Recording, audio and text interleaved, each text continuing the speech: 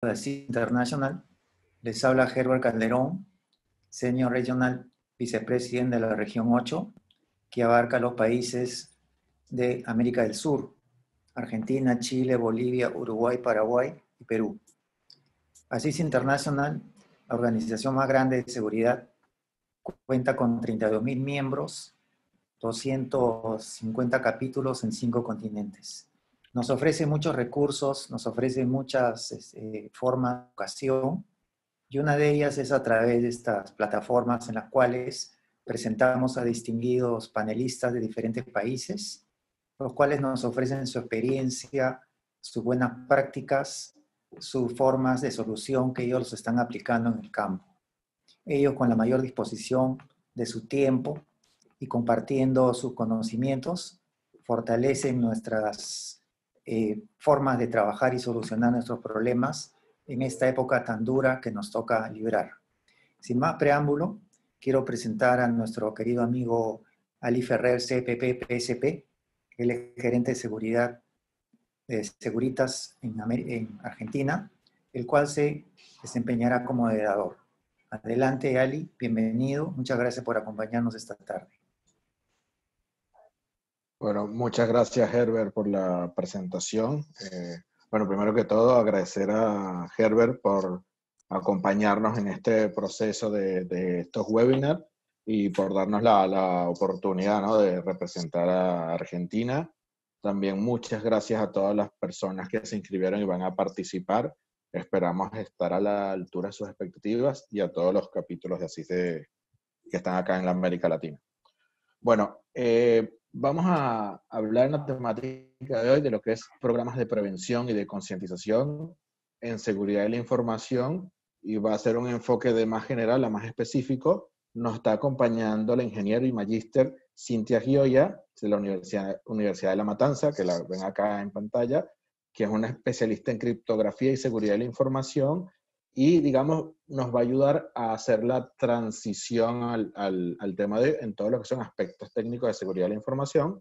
Y también nos acompañan María Isabel Christensen y Roxana Domínguez, de la organización Mamás en Línea, que, para que tengan un poco de contexto, es la organización que, digamos, logró que a través de una serie de acciones que ellos hicieron, que se creó una ley para tipificar el grooming como delito. Igual ya les van a dar más detalles.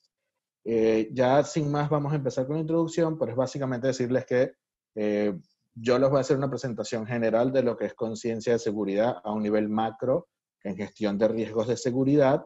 Luego Cintia va a dar los detalles técnicos de todo lo que es seguridad de la información y conciencia de seguridad de la información, el detalle de seguridad de la información por la época en que vivimos. Y luego vamos a presentar una amenaza. Ustedes ven el impacto que tiene esto, que es el grooming como una amenaza a la seguridad de la sociedad. Entonces, sin más preámbulos, vamos a empezar con la introducción. Un segundo. Ok, acá una muy breve agenda, donde fue un poco esto, ¿no? Presentar qué es lo que va a ser el webinar de hoy. Luego hablar de lo que son programas de prevención y conciencia de seguridad, definiciones muy sencillas, objetivos, ámbitos, el impacto que tiene eso actualmente en la seguridad de la información, también el impacto interdisciplinario entre lo que es la seguridad de la información, la gestión de riesgos de seguridad, el impacto sobre las personas y la sociedad. Luego vamos a ver cómo es el ciclo de desarrollo de un programa de conciencia de seguridad general, los principios de planificación, y luego vamos a entrar en el caso de estudio del grooming, donde Cintia va a hacer todo el detalle técnico, y el equipo de Mamás en Línea nos va a comentar los casos que hemos tenido acá y un poco su experiencia y sus vivencias. Entonces, bueno, vamos con la definición y objetivos. Un programa de conciencia de seguridad es un programa que está estructurado para promover acciones a ser tomadas por las personas y organizaciones para reducir riesgos. Entonces, es algo que está pensado para darnos herramientas a nosotros y un poco darle, en que todos entendamos que la seguridad es responsabilidad de todos, que aunque suena una palabra cliché, estos programas lo que permiten es darles herramientas prácticas a las personas para que tomen decisiones adecuadas a la hora de protegerse. Y el objetivo es básicamente eso, proveer una estructura para el cumplimiento de las políticas y controles de seguridad que asegure que las personas y organizaciones actúen de manera responsable y consciente en materia de seguridad. Esto es más que todo como que todo lo que se necesita para que una persona dentro de una organización actúe de manera segura. Algo acá que lo voy a hacer ahora para garantizar la calidad del audio, yo voy a mutear mi cámara como para sacar menos ancha de banda y solamente vean la presentación y el audio, ¿sí? Ok, seguimos adelante. Ok, ¿cuáles son los ámbitos de un programa de prevención y conciencia de seguridad? En la actualidad, si ustedes ven, digamos, nosotros vivimos en todo momento, en 4 mundos.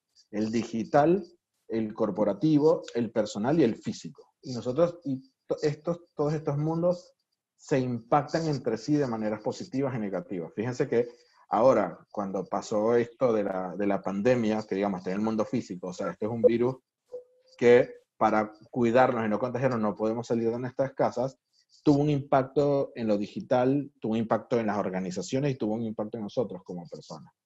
Entonces, lo que nosotros tenemos que entender es esto, que cuando se diseña un programa de conciencia de seguridad o prevención y conciencia de seguridad, tenemos que pensar en todos esos ámbitos. Por eso cuando se arman este tipo de programas, se tienen que tocar todos los aspectos referentes a seguridad física de las personas, de la información. Entonces, digamos, tienes que abarcar toda esa serie de ámbitos o dimensiones para que estos programas sean efectivos. Entonces, ¿por qué esto es importante? Porque un evento que le ocurra a una persona física en su vida personal afecta el ámbito digital, afecta el ámbito corporativo. Un poco cuando estábamos armando todo el enfoque que le íbamos a dar a este webinar, una de las cosas que planteamos, o un caso que estamos comentando, fue el de un cliente de una multinacional en la que estas personas, en que una country manager estaba en uno de estos países de economías emergentes, fue a un cajero, la secuestraron, la golpearon, etc. Y eso tuvo un impacto en las operaciones. Primero, tuvo un impacto para esa persona que tuvo que hacer terapia, recuperarse, etcétera. Su familia fue afectada, pero también la organización para la que yo trabajo. Entonces, lo que es muy importante entender que cuando diseñamos estos programas, tiene que ser algo que tome en cuenta y abarque el contexto de esos 4 ámbitos. Ahora, ¿cómo es el impacto de esto en la seguridad de la información? Creo que ahora creo que el mundo en general es un estudio de caso a nivel global, porque a todo el mundo le tocó empezar a implementar esquemas de trabajo remoto cuando muchas compañías todavía lo dudaban porque estaban clichés antiguos como que, bueno, ¿cómo sé yo que una persona está cumpliendo con su trabajo si está en la casa y yo no tengo manera de controlarlo? Entonces, esta situación de la pandemia forzó a hacer este experimento global. Entonces, un poco, el impacto es que migramos de un mundo físico al mundo digital. O sea, ahí se redujo la cantidad de gente que está trabajando, eso tiene impacto económico, la gente que está en la calle, solamente están trabajando las personas que por su trabajo, que no se puede hacer de manera remota, son considerados esenciales. Entonces, un grueso del trabajo incrementó el trabajo remoto, lo que causó un proceso de desplazamiento del riesgo, ¿sí? Entonces, se reducen, por ejemplo, la cantidad de accidentes de tránsito, la cantidad de robos aleatorios en la calle, una cantidad de eventos se reducen.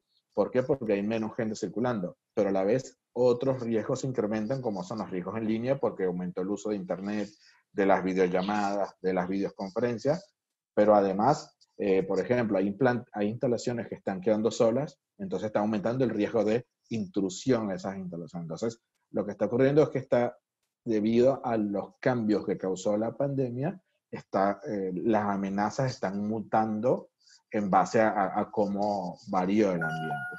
Y obviamente que también, como esto fue una transición tan rápida, y en esto creo que Cintia tiene mucho más detalle y les puede dar mucho más profundidad técnica, y la verdad que su presentación está buenísima. También hay muchas vulnerabilidades en la estructura de seguridad, porque no fue que esto, sí, pasó en 3 meses, digamos, de que se descubrió en diciembre hasta ahora, pero no se tenía dimensión del impacto que iba a tener. Entonces, digamos, si se hubiese tenido un año y nos dicen, mira, en marzo del 2019 va a haber una pandemia, en marzo de 2020, tal vez las compañías se podían preparar mejor, pero la realidad es que esto la realidad es que como esto fue tan rápido, no todas las organizaciones están preparadas a nivel de infraestructura, de procedimientos, de planeación.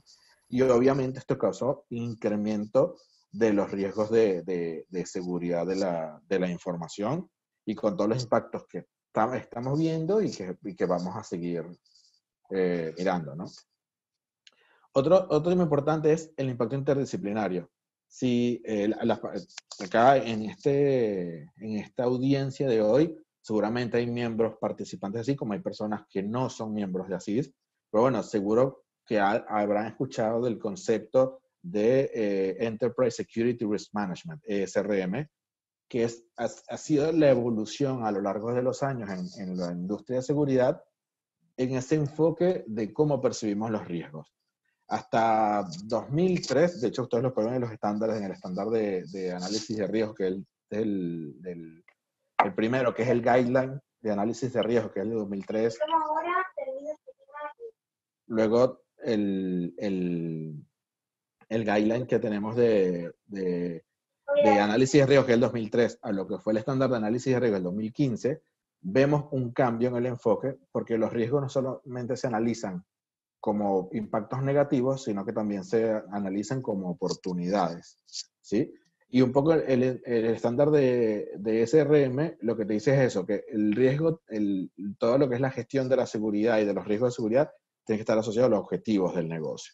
Y acá es donde la conciencia de seguridad entra dentro de Enterprise Security Risk Management, porque ahí se hace la identificación y priorización de activos, se identifican y priorizan riesgos, se mitigan esos riesgos y se hacen mejoras continuas. Y dentro de un programa de conciencia de seguridad se hace eso, o sea, ya lo van a ver en el ciclo, se analizan los riesgos y se establecen medidas de cómo nosotros podemos trabajar en mejorar las conductas y en cambiar las conductas y en darles herramientas a los integrantes de nuestras organizaciones para que mitiguen los riesgos. Entonces, es como que el programa de conciencia de seguridad, de Security Awareness, forma parte de todo el nuevo enfoque global de la gestión de riesgos de seguridad. Entonces, bueno, nosotros desarrollamos el programa. Primero, si ustedes ven esto, inmediatamente piensan en el PDCA, que es Plan, Do, Check, Act, que es básicamente planificas, identificas cuáles son los riesgos de tu organización, cuáles son el contexto, la cultura de tu compañía, toda esa serie de cosas, y armas tu programa de conciencia de seguridad, luego lo implementas, lo pones en marcha, con la gestión lo vas operando y lo vas haciendo funcionar, vas observando cómo funciona, con la medición y evaluación generas métricas relevantes para saber si está teniendo impacto positivo o no, si cumple el objetivo que planificaste, y con la mejora continua vas ajustando, digamos, eso que tú planeaste con la realidad hasta llegar a esos objetivos. ¿Cuáles son los principios? Bueno, esto tiene que tener un enfoque holístico. O sea, nosotros no podemos crear un programa de conciencia de seguridad en el que solamente trabajes el ámbito de la seguridad de la información, o en el que solamente trabajes el ámbito de la seguridad física, o que solamente trabajes en el ámbito de la seguridad personal. Tienes que trabajar todo digamos, el escenario de riesgos en las distintas dimensiones o ámbitos de esa organización para que sea efectivo. ¿Por qué? Porque no sé si les ha pasado que hay compañías que tienen un excelente programa de protección personal en que le explican a las personas qué hacer para estar más seguras, pero no les explican cómo manejar su seguridad en redes sociales. Entonces tienes, no sé, si le haces un perfil de riesgo en línea a un ejecutivo, a un director, ves que esa persona tiene, no sé, muchos seguidores en una red social, muchas personas que ni siquiera conoce y tiene su perfil abierto. Entonces, digamos, lo que tenemos que tratar de ofrecer es un enfoque holístico y balanceado para que las organizaciones estén protegidas en todos los ámbitos en los que se desenvuelven. Otro aspecto importante es unificar el lenguaje. Nosotros a nivel de organización tenemos que entender, crear un lenguaje, un vocabulario de seguridad que sea cross-funcional o que sea para... ¿Sí?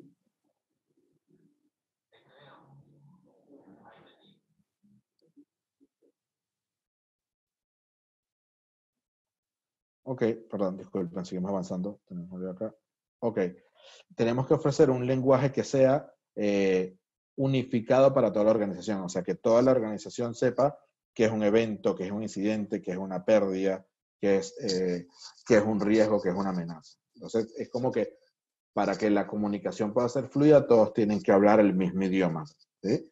Y por último, optimizar recursos. ¿Qué es optimizar recursos? De que si, por ejemplo, nosotros tenemos una compañía, por ejemplo, lo que son las compañías que tienen funciones de alto riesgo, como por ejemplo son las petroleras, las compañías energéticas o compañías que tienen muchos riesgos asociados a la vida de las personas por el tipo de rubro en que trabajan, por lo general tienen unos departamentos de seguridad e higiene y seguridad industrial muy fuertes y con muy buenos esquemas de comunicación. Entonces, si tú vas a crear un programa de conciencia de seguridad, digamos, para todos los ámbitos, no crees un programa aparte, sino que más bien apaláncate sobre el conocimiento y la llegada interna que tienen esos programas. Entonces, tal vez en las petroleras o en compañías energéticas va a ser el Departamento de Seguridad Industrial, en las tecnológicas tal vez va a ser la parte de seguridad de la información.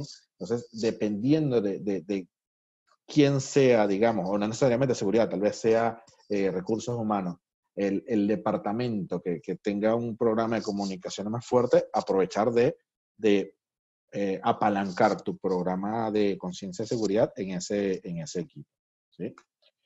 Entonces, bueno, ahora veamos cómo es el proceso de diseño. Lo primero que hay que entender es que tienes que tener una política de seguridad. Entonces, si la tienes, verificar que está actualizada, ¿sí? Lo otro que tienes que hacer es entender el contexto interno y externo. Tienes que entender la cultura de esa organización, qué tipo de cultura es, cómo se manejan las comunicaciones internamente.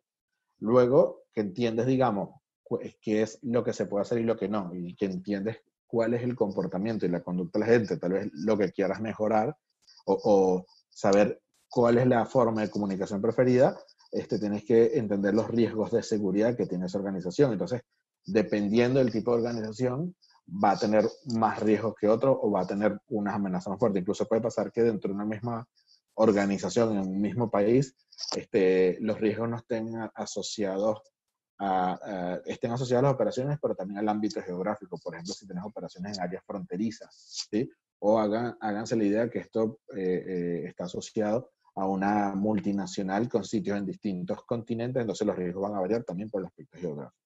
Y entender que también estos procesos no solamente tienen que tener una gran corporación para hacerlo, esto puede servir también, por ejemplo, para pymes. Obviamente, que al tener menos recursos tienes que hacer una mejor optimización, para entender que tu personal sea consciente de sus riesgos de seguridad es clave para que le evite problemas a tu organización, y ya lo van a ver que es súper importante cuando Cintia profundice. Y el otro aspecto importante es entender los recursos, o sea, definir quiénes son las personas responsables, quiénes son Y las eso es de la autoridades, empresa. y tener también el asociado el acompañamiento como socio estratégico de recursos humanos. ¿Por qué? Porque recursos humanos es quien puede acompañar, como son quienes captan a las personas y quienes hacen el proceso de seguimiento de las personas a lo largo de su desempeño en la organización. Es muy importante de que el programa de seguridad o que las políticas de recursos humanos estén entrelazadas con el programa de conciencia de seguridad. Entonces, que por ejemplo, cuando entra un empleado en su inducción de inicio, ya conozca la política de seguridad, se le implique cuáles son los procedimientos de seguridad, qué pasa si no los cumple, cuáles son los mecanismos de reporte, y así a lo largo de toda su vida en la compañía, digamos, recursos humanos tiene en su radar todo lo que es el programa de conciencia de seguridad y lo acompaña con sus políticas, ¿no? Entonces, bueno, en la implementación también es muy importante entender los socios claves, los socios estratégicos, que son recursos humanos, sistemas, legales, operaciones.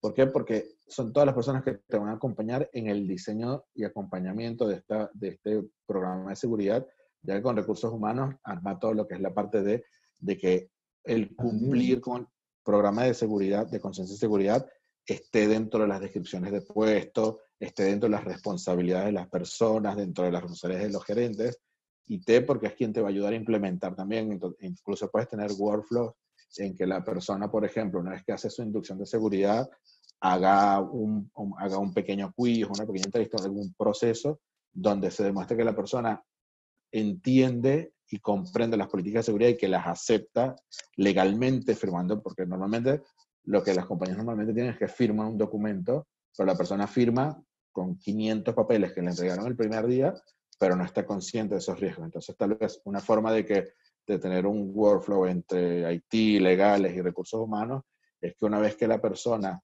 firma, pasa el proceso de inducción, demuestra que entiende las políticas mediante algún tipo de e-learning, algún tipo de quiz, ahí es que se le habilita su clave de acceso a la red, se le habilita la tarjeta de acceso, etc. Entonces, es un poco involucrar a todos esos actores que te van a ayudar a que tengas procesos más seguros. Y es muy importante también el desarrollo de los contenidos, es decir, las temáticas de las que vas a hablar, las consideraciones culturales, los medios que se van a usar, porque dependiendo del tipo de compañía, tal vez hay compañías donde lo que le llega a la gente son las reuniones, entonces tienes reuniones donde esto se ha apalancado por gerentes, por directores. Hay organizaciones que trabajan más con videos, otras que son más formales y prefieren el mail, otras que prefieren el flyer. Entonces, es diseñar una estrategia que esto llegue de manera efectiva. ¿Sí? Y bueno, la gestión, como todo proceso, la base de todo esto es que esto tenga el apoyo de la alta dirección. O sea, si esto no hay un ejemplo y hay digamos, un empuje por parte de la alta dirección, es poco probable que ningún proyecto prospere. También es que este programa tiene que estar, digamos, casado con los objetivos del negocio, como bien lo vemos, todo esto viene del Enterprise Security Risk Management. El programa de conciencia de seguridad tiene que darle herramientas al colaborador incluso hasta el contratista que trabaja para nosotros, de qué hacer en seguridad y cómo hacerlo. Entonces tienen que saber, por ejemplo, cuáles son los procedimientos de seguridad, qué hacer en caso de que haya un incidente, contar con herramientas rápidas para reportar un incidente de seguridad, para notificar una emergencia, y todo eso tiene que estar asociado a su trabajo del día a día, ¿verdad? No puedes tener herramientas que sean tan generales que le dicen a la persona de que sí, tiene que tener cuidado cuando maneja, cuando se pone en la calle, cuando se conecta a la red de la compañía desde su casa, sí, no se le dice cómo hacer su trabajo de manera segura. Entonces es muy importante que esté asociado a cómo opera la organización. De nuevo, tienes que tener un lenguaje uniforme, tienes que reforzar ese lenguaje uniforme que planteamos en los principios y, por supuesto, identificar oportunidades de mejora, que es lo que hablamos un poco con lo que es la medición y la evaluación, que lo vamos a ver en la próxima lámina. Bueno, respecto a medición y mejora continua, en la parte de medición tenemos que medir si lo que nosotros pensamos en programas que diseñamos de conciencia de seguridad está alineado con los objetivos de la organización, con la realidad, con la cultura de la organización, que no sea algo irreal, sino que sea práctico y que le dé herramientas a la persona para saber qué hacer, para decidir de una manera consciente. Tiene que ser consistente, o sea, los contenidos tienen que ser generados y difundidos de una manera que le lleguen a la persona y siempre remarquen el mismo mensaje.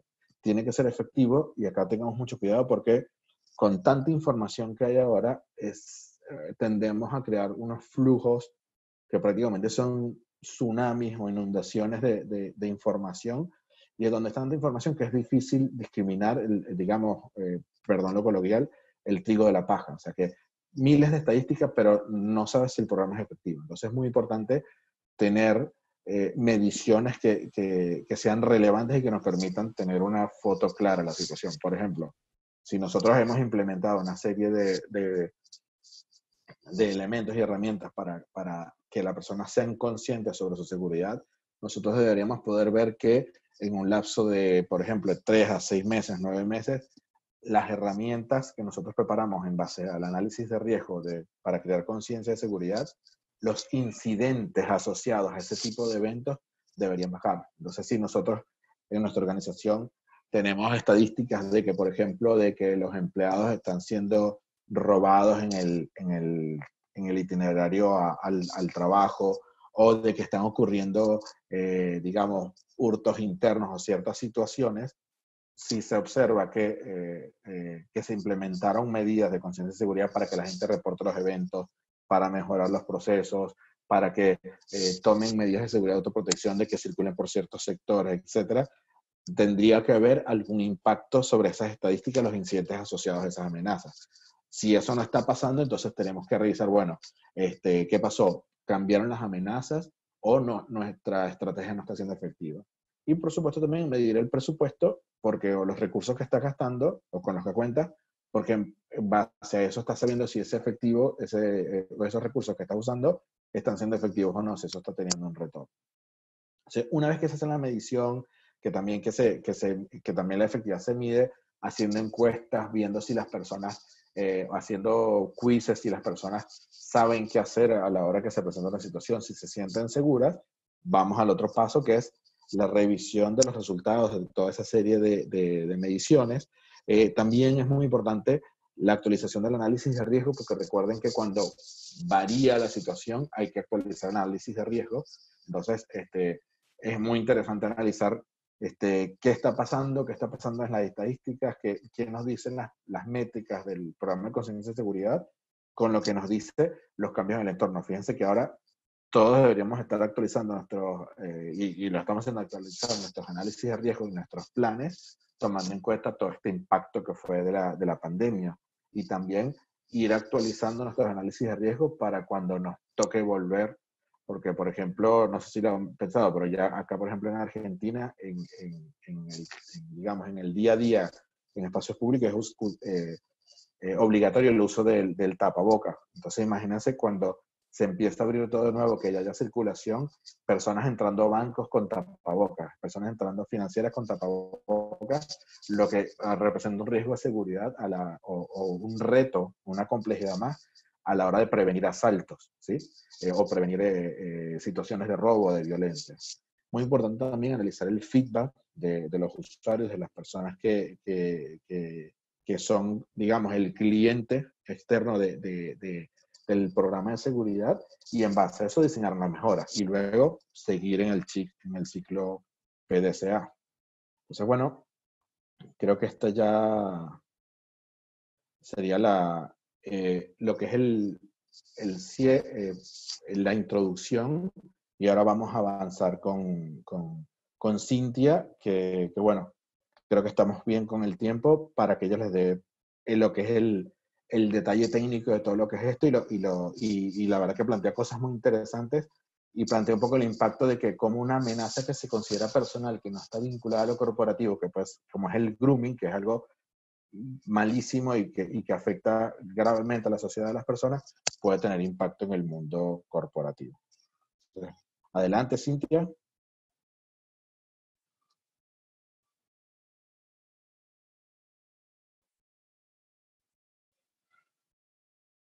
¿Me escuchan ahí bien? Sí, ¿no?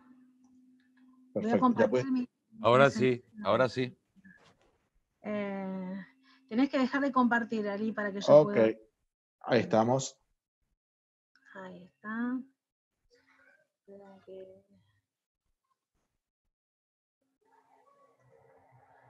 Ahí.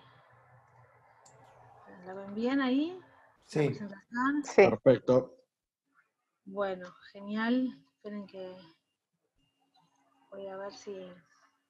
Bueno, yo ahora me presento y también voy a hacer lo mismo que Ali, así el tema de la comunicación se facilita un poco por el tema del video. Bueno, muchas gracias a Ali, bueno, a CIS Internacional, al capítulo de Buenos Aires, bueno, y a Claudia Martínez por haberme convocado, y bueno, empezamos a ver esta temática que ya es una muy buena introducción allí, así que directamente dejo de compartir el video, así vamos directamente a la presentación. Bueno, cuando hablamos de, esperen un segundo que estamos, ¿se ve bien, no, Ali, la presentación? Sí, ahí estamos. Bien. Hablamos de evolución tecnológica, pero hablamos de una evolución tecnológica en contingencia, ¿sí? La realidad es que hoy la situación mundial actual ante la pandemia del COVID, ¿sí? Significa un inminente cambio en los paradigmas de trabajo. Entonces el desafío es que las empresas se pongan en funcionamiento rápidamente, de forma correcta y segura, y lo cual involucra principalmente la implementación de trabajo remoto y el uso de nuevas tecnologías de todos los integrantes de la organización, ¿sí? Y no solamente de las empresas, sino de todos los roles que pueden tener, ya sean los clientes, los proveedores. Entonces la problemática principal que se plantea en esta situación de trabajo remoto, que parece ser la fórmula mágica, como te dicen, bueno, trabajamos todos de casa y listo, es que no todas las organizaciones están adaptadas a la modalidad de trabajo remoto. Aun cuando la tuvieron implementado, no sé, en algunas áreas, no es lo mismo implementarlo para algunos, que en general siempre se implementaba para las áreas de tecnologías, ¿no? O determinadas áreas que fuera factible, que de repente toda la compañía esté trabajando de forma remota. Uno habla mucho de la palabra transformación digital, ya era un camino transitado y en evolución en muchas empresas, pero la contingencia llevó a tener que evolucionar de golpe, ¿no? En el medio de esta contingencia, buscar mantener las operaciones de negocio operativas. Se tuvieron que adaptar de la noche a la mañana, ya así implementando, adquiriendo el uso de tecnologías para poder lograr que los negocios funcionen de manera virtual, posibilitando el home office, y que no siempre se disponía para ese home office, quizás de los dispositivos, de las herramientas y de la capacitación de las personas para que puedan desenvolverse en ese home office. Y además disponibilizar la información en línea. Uno a veces piensa en empresas que quizás ya tenían todo digitalizado, todo en la nube, pero esa no es la realidad de todas las empresas, en especial de las pymes, ¿no? Que esa información se encuentre en línea, accesible y disponible en este contexto, y además de todo, asegurar los datos, ¿sí? La seguridad de la información, y obviamente la seguridad integral, ¿no? Lógica, física, que involucra al trabajador también trabajando desde sus casas. La realidad es que fue un desvío forzado que cambió la dinámica normal del negocio. Entonces, independientemente, uno en general cuando planteaba una transformación digital, la planeaba, se fijaban alternativas, escenarios. Hoy no importa el contexto de la organización, no importa la cultura, la resistencia, el tamaño. La realidad es que si quieren subsistir, tienen que reinventar el negocio. Pasamos a tener supermercados que su mayoría de los clientes era presencial, a que se transforman en grandes tiendas virtuales, los servicios de los bancos que en muchos casos requerían sí o sí al cliente en el banco. Digitalizó un montón de funciones que parecían que antes no eran seguras y se implementaban a través de internet, clases a distancias en escuelas, gimnasios, videoconferencias con médicos, se reinventaron los negocios, ¿sí? En entornos de trabajo colaborativos. La realidad es que en ocasiones este apuro obviamente sacrificó la ciberseguridad, la seguridad de la información y todos los componentes, ¿no?, de la seguridad. Un poco entender que dejamos de ser espectadores, ¿sí?, de la tecnología, para pasar a ser digitales. Hacemos todo por medios digitales. Trabajamos, compramos, nos divertimos, hacemos gimnasia, educamos, festejamos cumpleaños, hasta visitamos a los abuelos por internet. Entonces, salimos del espectador digital, de usar el sistema para determinadas cosas. Y eso mismo se llevó al trabajo, ¿sí? En general, uno cuando estaba en los trabajos tenía muchas, si bien el uso de los sistemas ya es masivo, pero había muchas funciones, muchas reuniones, mucho papel, que de repente ya dejó de ser tal, y todo pasa por estas plataformas digitales, y no creo que nadie haya incluido en su plan de riesgos o continuidad del negocio un escenario de pandemia de esta magnitud. Cambió la modalidad de trabajo, implicó adecuar la infraestructura de tecnología, adquirir en el medio de la contingencia nuevas herramientas, implementarlas, diseñarlas, desarrollarlas, cambiar las dinámicas de trabajo, las formas de hacer los negocios. Todo eso en el medio de un contexto que es imprevisible, de incertidumbre, pero no solamente de incertidumbre para las empresas, sino para las mismas personas, que es muy fácil decir trabajemos todos en casa, pero el contexto social, económico y habitacional obviamente afecta.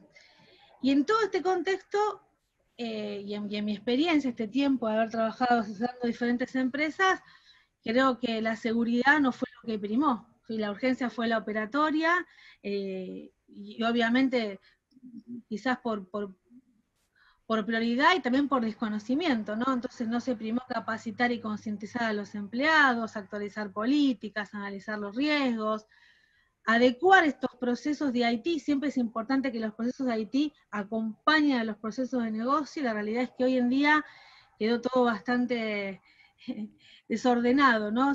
Funciona, pero es hora ahora de empezar a canalizar y empezar a alinear, aunque sean contingencia, poder actualizar todos los procedimientos, manuales, y empezar también a plantearse qué va a pasar el después. Si bien no sabemos qué va a pasar después, cuando termina la pandemia, pensar si realmente nuestro negocio no va a quedar reinventado, ¿no?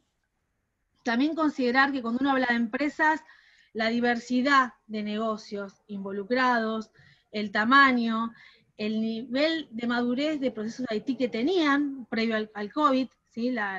Los recursos humanos no todos tienen experiencias en tecnología, y de repente están todos en la casa intentando poder hacer a través de un sistema algo que hacía manual, ¿sí? Inclusive con las barreras propias del uso de la tecnología, lo cual obviamente se va como ni pensar en el tema de la seguridad. Vas a cambiar. Ahí vamos. Y bueno, ¿y qué tenemos por atrás de todo esto? Tenemos como un tsunami de tecnologías. La verdad es que yo en mi caso, la verdad que manejo tecnología, pero lo veo muchas conocidos y colegas que quizás no usaban alguna que otra herramienta, y de repente tienen que instalarse en sus casas una serie de herramientas que inclusive la misma organización está como probando y las van cambiando, inclusive a veces simplemente porque escuchan que hay un riesgo de seguridad en una herramienta, como ha pasado con Zoom. Bueno, pasemos todos a Jitsi, quizás lo que tenían que hacer era mejorar cómo configurar la seguridad de la herramienta, bueno, y un montón de cosas que empezaron a nombres de herramientas que no se sabía ni siquiera para qué estaban, pero que teníamos que instalarlos en las casas para poder hacer videoconferencias, para poder compartir documentos, para de repente la información que antes muchas empresas decían desconfiar de la nube, tiene que estar todo en la nube porque tenemos que garantizar que esté accesible y disponible. Y así, bueno, no vamos a empezar a ver todas las herramientas porque no es el objetivo, pero bueno, tenemos tanto herramientas formales como informales, corporativas, que empezarían a solucionar este tema de migrar de una red corporativa a una red totalmente de trabajo remoto, ¿sí? Vamos a seguir. ¿Y qué nos encontramos? Porque está todo muy lindo, las herramientas de comunicación, de trabajo corporativo, de organizarnos, pero en ese quédate en casa, trabaja en casa, hay muchas realidades a tener en cuenta, y no me refiero solamente a la realidad habitacional, ¿no? Que obviamente también incide, porque no es lo mismo trabajar en la tranquilidad de la oficina que en las casas, con todos los descuidos, y también cómo la gente está relajada, suponiendo que no están expuestas a amenazas, y la realidad es que sí están expuestas a amenazas. Los delincuentes saben que estamos trabajando en casa, los delincuentes saben que estamos trabajando en internet, por lo cual un usuario desprevenido, relajado, más la vulnerabilidad de la red hogareña, está haciendo sus buenos estragos en estas épocas. Entonces, bueno, tuvimos que empezar a reubicarnos en las casas, que son redes, como yo les expliqué, hogareñas. Y no es lo mismo cuando uno planifica el trabajo remoto, que en general lo que se hace es evaluar dónde va a estar trabajando el empleado, se hace una verificación de la instalación eléctrica, una verificación de cómo, de dónde se va a sentar, la posición de la luz, y bueno, y todo lo que ustedes, me imagino, deben saber que se tiene que verificar cuando uno realmente va, si lo hace bien, ¿no? Y formalmente va a habilitar que un trabajador trabaje en forma remota. La realidad es que esta intensidad del COVID puso en alerta muchas vulnerabilidades de los sistemas, porque todos fueron a las casas y se trabaja como se puede, ¿sí? Empezaron a surgir muchos riesgos a los que antes no estaban expuestos, porque la gente trabajaba en su lugar de trabajo con el monitoreo y el control, ¿no?, que garantizaba la propia red corporativa, ¿sí? Vamos a tener diferentes escenarios. Lo primero, bueno, el Wi-Fi segura, ¿sí? En la actualidad, todos los hogares, bueno, la mayoría, hablando general de los que están trabajando en empresas y tienen acceso a Internet, con un router de Wi-Fi, un dispositivo que en general, no se le presta mucha atención, se le debería prestar atención, y se lo deja tal cual lo instala el proveedor. No es un router con password de fábrica, nombres de red relacionados al proveedor, contraseñas por defecto o brindadas por el proveedor, sin verificar el tipo de cifrado, y todas esas cosas deberían ser parte de lo que la empresa, parte del plan de concientización, ¿no?, de capacitación, para que el empleado pueda tener en cuenta estas cosas, y porque muchas empresas, bueno, los mandaron y la verdad es que no, se pasa por alto, alcanza con que tengan internet y se puedan conectar, ¿sí? Consideren que hay muchos lugares que hasta se comparten, ¿no?, la conexión.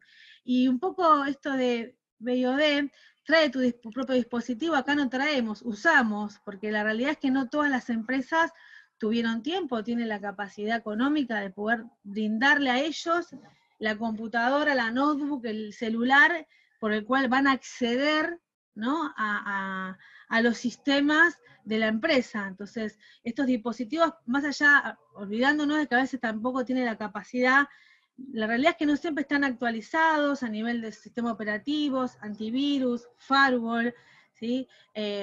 No se garantiza hábitos en su uso básico, el cierre de sesión, ¿sí? O en general las empresas se cierran automáticamente las sesiones cuando dejas de utilizarlo un tiempo. Es factible que incluso por descuido, un chico va a la computadora, le manda un mail, borra algo, está en este ámbito, ¿no?, de la casa. Lo ideal es que el acceso a la red interna se haga desde un dispositivo que sea propiedad de la organización, y que pero bueno, como hablando de esta contingencia, sí es importante que en estas medidas de seguridad se adapten a pensar la realidad de los empleados, considerando que no todos son de tecnología. No todos van a utilizar VPN segura con acceso a la red interna de la organización, sino que muchos no dispone la empresa de esa tecnología, entonces se utilizan directamente escritorios remotos o acceden directamente a aplicaciones, no sé, como correos, servicios y soluciones en la nube, tanto en PC como celulares, y la información va, viene, se baja y puede quedar comprometida si cualquiera de esos dispositivos obviamente sufren un ataque. Entonces es importante pensar que también se pierde la capacidad del uso. Nosotros en la empresa capaz que no permitimos instalar, conectar un USB, un disco externo, ¿sí? Las políticas de contraseña hacia la red corporativa y las políticas de contraseña hacia los dispositivos, todo se amplió y es algo que debe tenerse en cuenta cuando uno piensa de un trabajador en casa. Inclusive a veces el querer operar hace que, hace poco tuve un caso en una fiscalía que necesitaban sí o sí resolver una situación con un caso, y se pasaron todas las fotos de los casos por WhatsApp, email personales, y bueno, no se mide el tema de la privacidad, la información, ¿no? que se debe resguardar, todas las obligaciones legales también, ¿no? Porque no es solamente operar, las empresas tienen sus obligaciones legales y contractuales, que deben respetarse en trabajo remoto y aún en contingencia. No es que la contingencia permite que uno no respete las leyes. Bueno, vamos a ver diferentes ataques. Esto voy a ir un poco, me imagino que todos saben lo que es el phishing, ¿no? El criminal prepara de alguna forma un contexto en el cual la víctima debe entregar información confidencial. En general puede ser a través de el phishing, si es por mail, por un archivo adjunto, un enlace, puede ser a través de llamadas telefónicas, que sea la modalidad que puse ahí de phishing, smishing cuando son mensajes de textos, baiting con los dispositivos extraíbles. Entonces el atacante utiliza siempre la urgencia o el de estar de alguna forma la confianza, ¿no? Un poco lo que es la inteligencia, la ingeniería social, ¿no? En donde el primer movimiento siempre es de confianza, no nos gusta decir que no vamos a pensar, llegó un link de un contacto por WhatsApp, si me lo mandó Pepito, seguro es que seguro, y no estamos pensando que quizás el celular de mi amigo fue atacado y ese link no lo mandó. Entonces, todas esas recomendaciones que antes quizás se planteaban en el mail de la oficina, en las computadoras de la oficina y en los celulares, pensar que hoy están compartiendo y que seguramente ese dispositivo lo está usando muchos integrantes de la familia. Entonces, bueno, empezar a pensar cómo equilibrar, ¿no? El poder ayudar a los empleados a resguardar sus equipos por ellos, y porque si se llega a escalar, el atacante escala al equipo del trabajador, y dependiendo cómo acceda a la red corporativa, puede surgir que esto termina afectando a nuestra organización. No solamente son estafas o fraudes online al empleado, sino que una suplantación de identidad que puede afectar a la organización.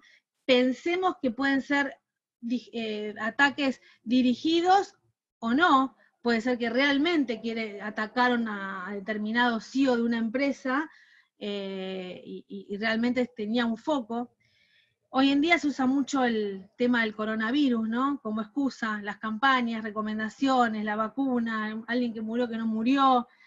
Tener un poco de cuidado, porque en este tema de tantas noticias caemos, ¿no? Entonces, bueno, todo el tema, hoy en día hay más dispositivos que personas, y con esto mucho más, y encima todos conectados. Creo que nadie hubiera proyectado esto del 2020, ¿no? Y bueno, todos los tipos de malware que pueden llegar a nuestros dispositivos por los diferentes, sean PDFs, Word, por los celulares, las aplicaciones de celulares, casos con apps muy simples, como fue bueno, creo que todos lo deben de conocer, el caso de la linterna que tenía un troyano bancario, ¿no? Empezar a pensar, darle a los empleados las herramientas para que piensen, a ver, voy a confiar en esta aplicación, qué permisos le brindo, para qué la voy a instalar, que sepan distinguir sitios web dudosos, que naveguen de forma segura.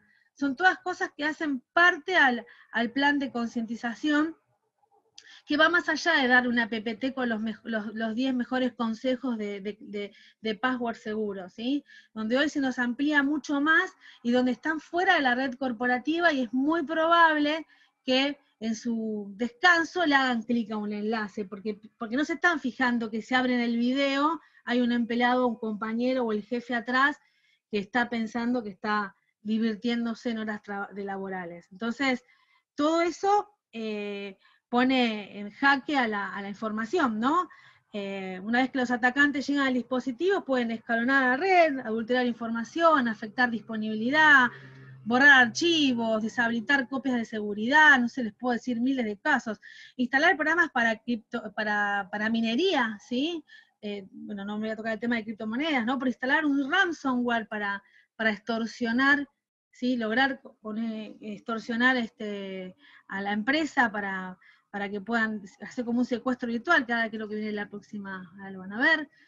¿sí? Todo lo que tiene que ver con ransomware, que es un tipo específico del malware que lo que hace es, de alguna forma, cifrar un archivo, muchos archivos, parte de la información y pedir un pago por obtener la clave, ¿no? Para lograr tener la información. Y muchas empresas, obviamente, bueno, habrán tenido los ataques de Petya, WannaCry, bueno, y un montón. Depende del tipo de información, terminan pagando, ¿sí? Acá está muy involucrado también todo el tema de criptomoneda, porque justamente se intenta lograr un pago anónimo para que no sea rastreado a quién se le va a pagar. Bueno, y en este caso el ransomware, independientemente, es importante capacitar en cuanto a las modalidades, ¿no?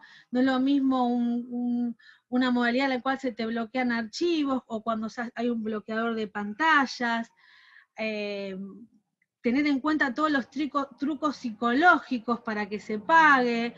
Por ejemplo, a veces llegan como mensajes para que caigas, que ahí va a venir la fuerza de seguridad porque se detectó fotos de pornografía infantil o fotos sexuales, de tenor sexual, y quizás los empleados piensan que son de ellos o que de alguna forma el mismo malware se los almacenó, y por miedo empiezan a tener acciones que inclusive pueden llegar a ser aún peores. Entonces, es importante que se incluya dentro de este plan de concientización cuál es el procedimiento a seguir en un árbol de decisión, ¿no? Si el empleado detecta algún tipo de estos ataques.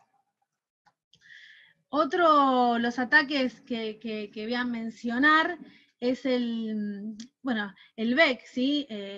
Cuando se compromete el mail, esperen que me fui para allá, esperen, se dio.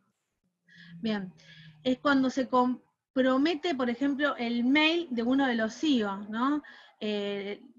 También es a través generalmente de un malware. Entonces al poder acceder al correo de uno de los directivos, lo que se hace es enviarle, y de alguna forma con inteligencia social empiezan como a investigar cuál es el sistema de pago corporativo, o quién es la empleada, la administrativa, que en alguna forma termina haciendo la autorización, y con la combinación de ambas cosas, ¿no? De ingeniería social y de malware, logran comprometer, y bueno, y se llama la suplantación del CEO, y logran que se termine haciendo una transferencia a una cuenta bancaria, cambiando el lugar de pago de una factura. Y en este entorno, ¿no? de pandemia, pensemos que el no verse, el no estar cara a cara, la asincronía propia del trabajo remoto, porque puede estar todos conectados en el mismo lugar, pero la realidad es que uno puede no estar sentado y no saber si está o no está, sí, esa es la realidad. Tenemos que empezar a plantear...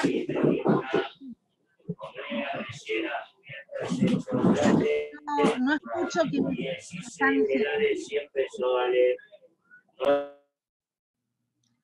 ¿me escuchan? ¿Sabes que yo no escuché nada? Adelante, Ali, sigue. ¿vos escuchaste, Ali? Porque yo tengo la conexión bastante... ¿Escuchaste? ¿Sigo? Sí, te escucho, sigo. Hubo una pequeña interrupción, pero ya se solucionó. Ah, está bien, está bien. Disculpen. No, está bien. Bueno, considerar todo el tema de estas tipos de tácticas que son muy usadas más en este momento, donde el no tener al lado a la secretaria o quien sea, por eso es importante empezar desde el plan de concientización, plantear nuevos canales de comunicación y de validaciones, dobles validaciones. Replantear los circuitos de negocio para que justamente los delincuentes no hagan más uso de delitos que ya estaban, pero que hoy en día se están reforzando. Bien, y un poco, teniendo en cuenta todas estas amenazas, ¿no? que suceden, empezar a plantear soluciones. Obviamente cada empresa tendrá su capacidad de comprar o de adquirirlas. Esperen, que no sé qué está... Bien, está pasando como sola. Lo mejor obviamente es tener una VPN de acceso remoto para conectar a los trabajadores a la red interna, garantizar ese túnel cifrado a la red privada, ¿sí? Y de manera de que no haya ningún ataque en el medio, ¿sí? Como se llama man in the middle, ¿sí? Obviamente hay empresas que no lo van a poder adquirir y tendrán que sí seguir manejándose con el escritorio remoto y el acceso a aplicaciones, pero siempre todo es parte de lo que yo les explicaba, de tenerlo en cuenta y facilitarle las medidas a los empleados. Soluciones de seguridad móviles, pensar que hoy en día muchos están trabajando directamente de los celulares, no con computadoras, y es importante protegerlos y monitorearlos, proteger todos los extremos, ¿no? Las computadoras portátiles, las redes, y la seguridad de los datos, cómo viaja la información, todo lo que tiene que ver con seguridad cuando se empiezan a implementar infraestructuras de nube, ¿sí? No solamente hablamos de básicos como puede ser antivirus, anti-spam, o autenticación de multifactor, ¿sí? Manejo de cifrado de la información, en especial cuando la información está fuera de la red corporativa. Y todo esto, obviamente, va a variar de acuerdo a las empresas, ¿no? Porque no todas las empresas tienen la misma capacidad, pero sí todas las empresas tienen la responsabilidad de brindarles a sus empleados y inclusive a los clientes, dependiendo de la naturaleza de la empresa, ¿no?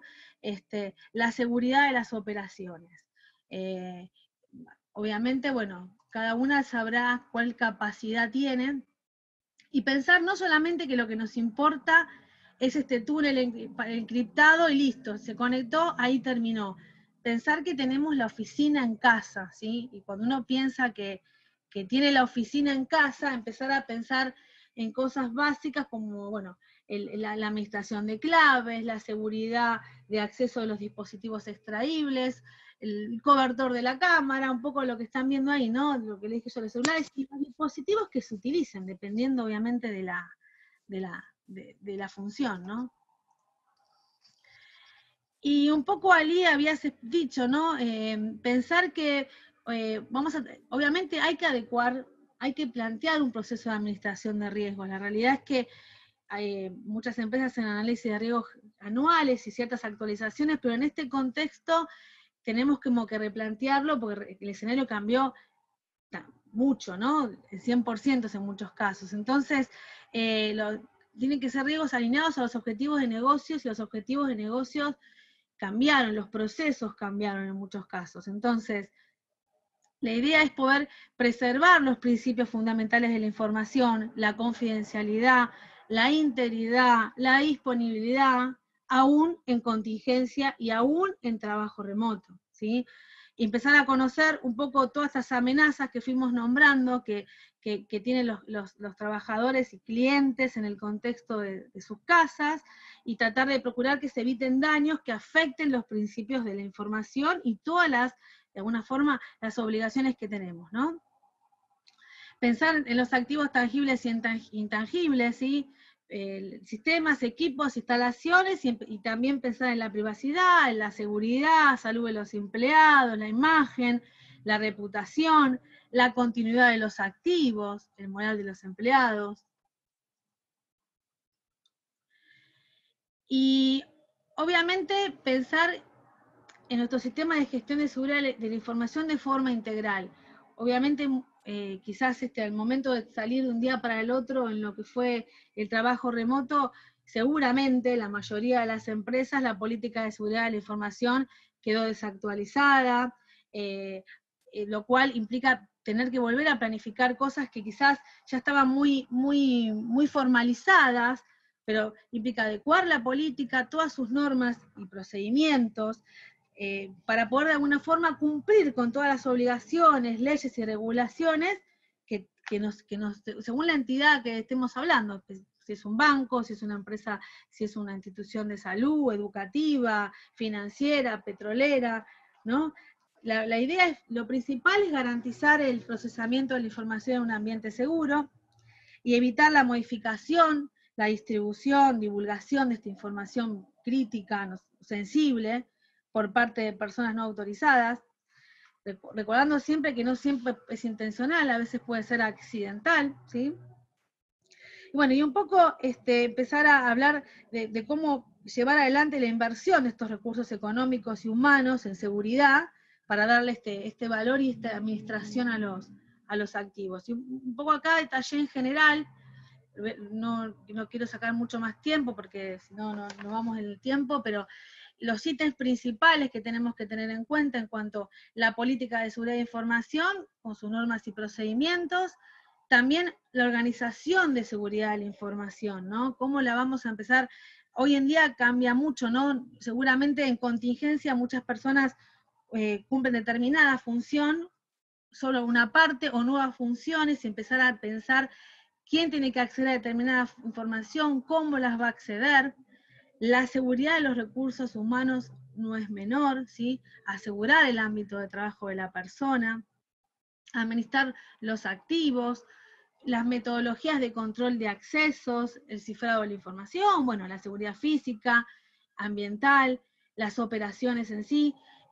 Hoy, hace poco tuve una empresa que, como estaban todos trabajando en home office, hasta la gente de infraestructura, ni los backups estaban haciéndose correctamente, quedaron funcionando casi en automático y no se estaba respetando que una vez por semana se sacara el backup fuera de la oficina. Es decir, cosas, uno dice, son básicas en la operatoria normal, pero que en contingencia se dejaron de lado, cosas muy básicas que hacen a la continuidad del negocio ante una situación así de desastre, ¿sí? Y que podrían afectar mucho más que la actual situación de pandemia. Entonces, toda la seguridad de las comunicaciones, pensar que hoy la seguridad no solo va a afectar dentro de la red corporativa o las web que teníamos, sino todas las nuevas modalidades de negocios, la adquisición y desarrollo y mantenimiento de sistemas, ¿sí? Los ambientes de trabajo y desarrollo. Es largo, ¿no? Pues es todo un mundo de temas. La gestión de los incidentes de seguridad, cómo se van a llevar cómo se van a gestionar, cómo se van a informar, cómo va a alimentar esto, ¿no? Es como un poco dijiste antes, Ali, el tema del proceso de planificar, hacer, verificar y actuar, ¿no? Obviamente tiene que seguir funcionando en contingencia y después también empezar a pensar cómo seguimos después de que encima ni siquiera sabemos cómo va a ser el después de. Pero lo importante en todo este proceso es el apoyo de la dirección, de los gerentes, la definición de responsabilidades claras y específicas, de tener referentes que realmente, líderes que lleven esto adelante, donde no sea solamente el foco en que listo, cumplí la función, sino pensar, ¿sí?, en la seguridad de la información. Bueno, un poco en este slide se habla de eso, ¿no? De todas las cosas que hay que priorizar, ¿no? Y la implementación segura de los servicios, en donde tenemos 4 aspectos importantes, que es la infraestructura, los dispositivos, los trabajadores, las aplicaciones necesarias, ¿sí?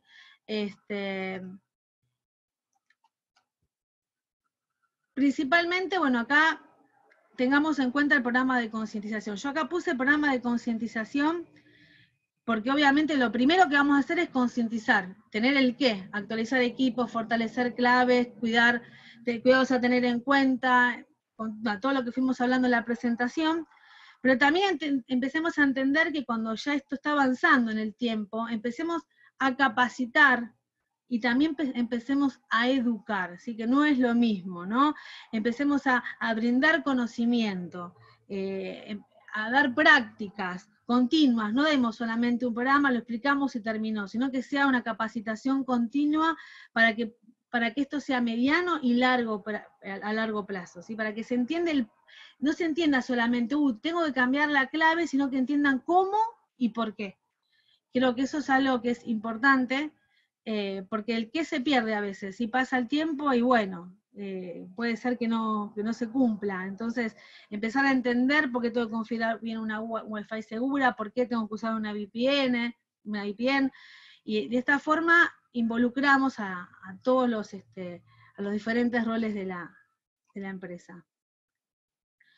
No olvidarse de los clientes, ¿no? Mantener informados los canales de comunicación para evitar justamente que haya algún tipo de ataque a los mismos clientes, ¿no? Las nuevas modalidades de negocio, consejos para evitar ataques informáticos. También entender un poco que hoy en día está todo tan tecnológico, que yo veo muchas campañas que usan términos muy tecnológicos, en otros idiomas, y que realmente no todos, entender que no todos los clientes están a la moda, y lo que más importa es que le digan no brindes datos personales y darles ejemplos de modalidades delictivas como para poder proteger a la organización.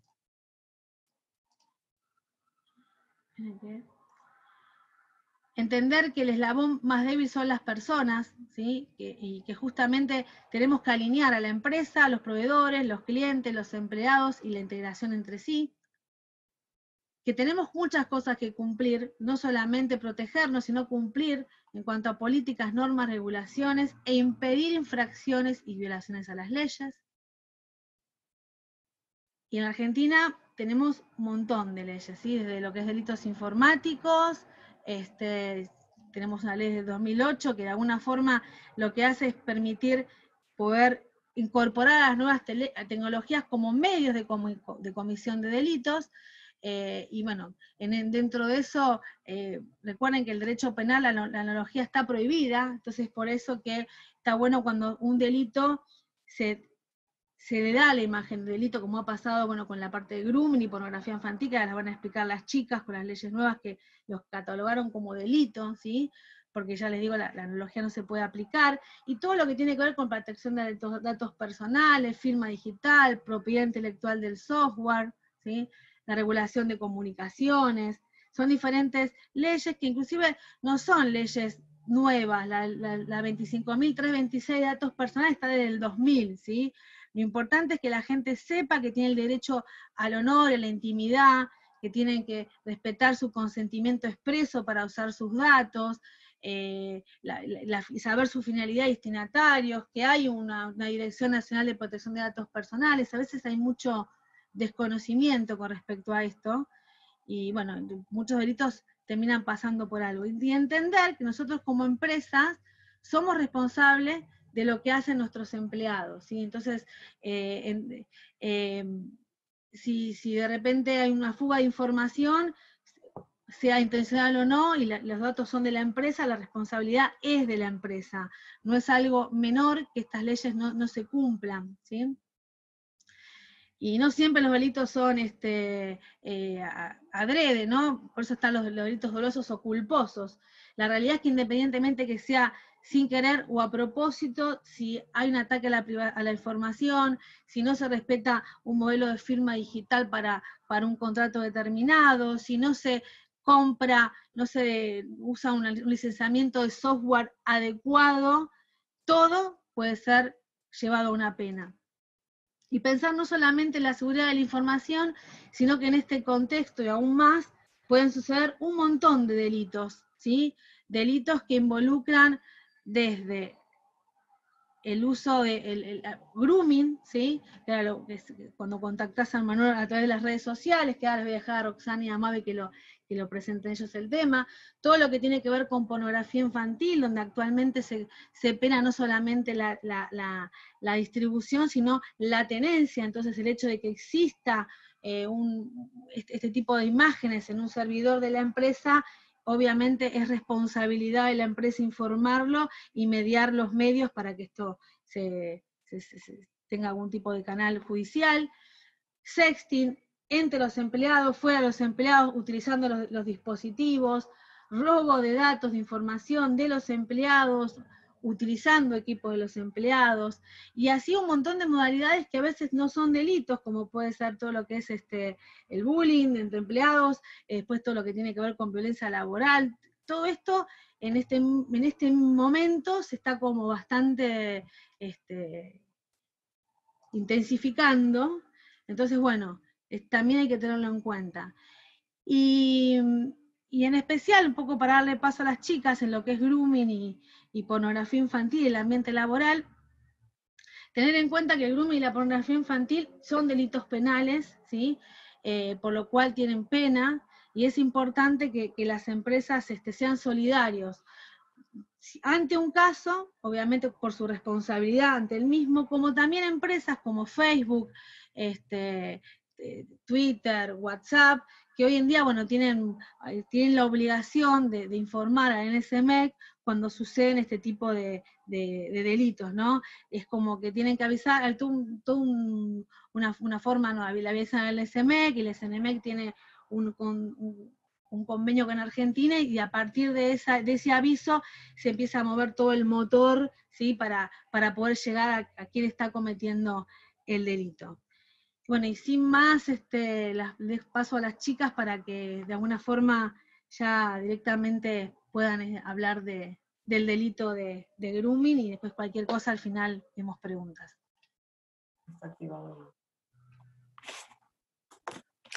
Hola, buenas tardes a todos. Mi nombre es Roxana Domínguez. Cintia, ¿seguís compartiendo vos el...? Sí, yo te la dejo compartir. Sí. Ok. Claro. Bueno, mi nombre es Roxana, yo soy mamá de víctima del delito de grooming desde el año 2009, y junto con otra mamá, que es Rosa Castro, que le pasaba exactamente lo mismo y teníamos diferentes características, nos juntamos y empezamos a luchar por una ley en el país que en ese momento había vacío legal. Y ahí vamos al concepto de lo que es el grooming, ¿no? Que lo hemos aprendido en carne propia. El grooming tiene que ver con delitos sexuales en las redes sociales, donde un adulto capta a un menor, ¿no? Con el fin de satisfacerse sexualmente. Y tienen una característica, que si la distancia lo permite, Le pregunto simplemente, ¿tienes tarea nada más? van al encuentro, y ahí estamos hablando de otro tipo de delitos, que tiene que ver con el abuso concretado y en muchos casos la muerte. Lo nombramos desde lo que vivimos. El grooming tiene esa característica de que va a poder generar cualquier perfil falso dentro de cualquier red o juego, o todo lo que tenga que ver con dispositivo, equipo y modalidad de navegación en la web, ¿no? Porque no hay ningún tipo de control a la hora de armar las cuentas propias. En el caso de Rosa, la contactó el hijo de su jefe. Entonces, cuando la abordaba a la nena, lo hacía puntualmente diciéndole: mamá vino a trabajar hoy vestida de tal y tal forma, vos pasaste a saludarla. Entonces, lo que tenía la persona que la estaba acosando, el dato preciso, claramente genera miedo en los chicos. Las nenas tenían 13 años. En mi caso particular, quien la contactó era una mujer bajo un perfil de hombre. Costó mucho tiempo entender. Nosotros no teníamos conocimiento de lo que era el sistema de navegación e internet, y entender de que cualquier persona puede ser quien quiera ser dentro de la red. Y así es como actúa el groomer. De esa forma, investiga a los chicos, qué redes sociales tiene, mira sus gustos, qué es lo que comparte, le manda una solicitud de amistad, va agregando los usuarios en común, porque las cuentas vos entrás, hoy se pueden configurar un poco más y estamos más atentos a esa configuración de privacidad de las cuentas, pero hay una realidad que antes no se hacía. Se generaban, los chicos entraban, armaban los perfiles, te hablo directamente de lo que fue mi nena en Facebook, hacían un perfil, 2, 3, 4, jugaban, todo era un juego, y de repente quedó atrapada en un medio que desconocía, ¿no? Y también desconocíamos nosotros como adultos, y el groomer aprovecha la información que todos los chicos comparten. Bajo un juego, ella cayó bajo un juego que tiene que ver con el hentai, con la manga japonesa. Hentai traducido al español quiere decir prevención. También nosotros desconocíamos ese tipo de juego, y que con tanta facilidad los chicos podían tener tanta información. A ver, uno educa a nuestros hijos sin hablarles en el camino de lo que es la pornografía infantil, que alguien te puede contactar, más en internet, ¿no? Por ahí lo hablamos desde la vida real. Contactar, vulnerarte, mentirte, engañarte, manipular tu mente y arrastrarte hacia un abuso sexual. Y fue muy difícil para nosotros poder entender y explicar, ¿no? Para cuando íbamos para sacar la ley, de que sí, el grooming es abuso sexual a través de las redes sociales, donde el menor es vulnerado por el adulto. Y comienza así con sus fases. Primero le manda la solicitud de amistad, después se genera una amistad, una supuesta amistad, donde a ver, es tan minucioso como entran a esa conexión emocional, tan minucioso. Siempre cuando mirábamos los chats de abordaje de la nena, veías claramente cómo tenían la respuesta a cada pregunta. Y vos te preguntás desde tu lugar de padre, ¿cómo puede ser que, a ver, mande canciones, conozca sus estados de ánimo, tenga la respuesta justa? Claramente, el señor Google, como le digo yo, nos da absolutamente todo, todo. Después viene la etapa que es la seducción, donde el groomer va a avanzar todo lo que pueda. Y en esa parte ya los chicos están totalmente vulnerados, psicológicamente afectados. Y después viene la parte del acoso. El acoso sexual para nosotros que lo vivimos en carne propia fue muy fuerte, porque no fue solamente, tengo una foto tuya en poca ropa y la vamos a distribuir en tal red social. No, recibíamos correos con extorsión. Fue muy difícil pasar todo ese proceso, y más cuando no tenés una ley donde vos podés ir a denunciar. Al principio era casi como que lo tomaban como una risa, tanto escándalo podés hacer por ir a denunciar una foto, porque todos tenían desconocimiento. Fue un proceso muy largo, fue un proceso de 8 meses en el país, en Argentina, para poder hacerles entender la importancia de tener una ley y tipificar este delito para hacer las denuncias. Y nada, hoy tenemos la ley 26.904, donde se tipifica el delito de grooming y se castiga. Si bien es poco la pena que se le da, porque cuando estamos hablando de grooming hablamos de abuso sexual, ahí en el camino nos enterábamos las penas que tienen que ver con el abuso sexual infantil, que son unas penas muy mínimas, ¿no? Y empezás a tomar responsabilidad desde el lugar que estamos en este conjunto, en esta gran organización que es la sociedad, y más como padres de víctima, que teníamos que hacer otras cosas, como pedir la pena del abuso concretado para que se pueda subir la pena del grooming, porque el daño psicológico es muy, muy fuerte.